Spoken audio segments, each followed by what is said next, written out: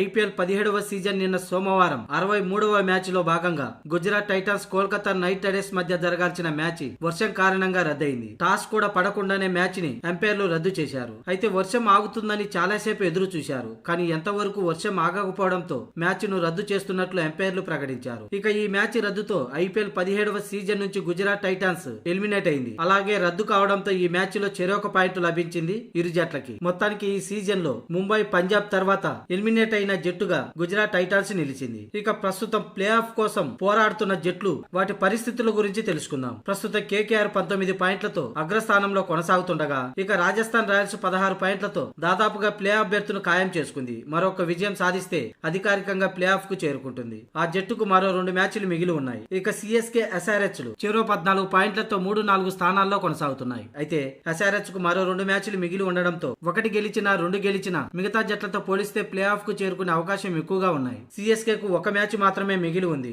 దీంతో మెరుగైన అవకాశాలు ఎస్ఆర్హెచ్ కే ఉన్నాయి. మొత్తానికైతే 3 టీంలు ఎలిమినేట్ అయ్యాయి. ఇక మరో 2 టీంలు ప్లే ఆఫ్ కు చేరుకున్నాయి. రాజస్థాన్ అధికారికంగా చేరుకోకపోయినప్పటికీ ఇప్పటికే 16 పాయింట్లు ఉండడంతో ప్లే ఆఫ్ కన్ఫామ్. అంటే మిగిలిన 2 బెర్తుల కోసం CSK, SRH, RCB, Delhi, Lucknow పోటీ పడుతున్నాయి. అయితే ప్లే ఆఫ్ చేరేందుకు వీటన్నింటిలో ఎక్కువగా అవకాశాలు సన్ రైజర్స్ హైదరాబాద్ కే ఉన్నాయి.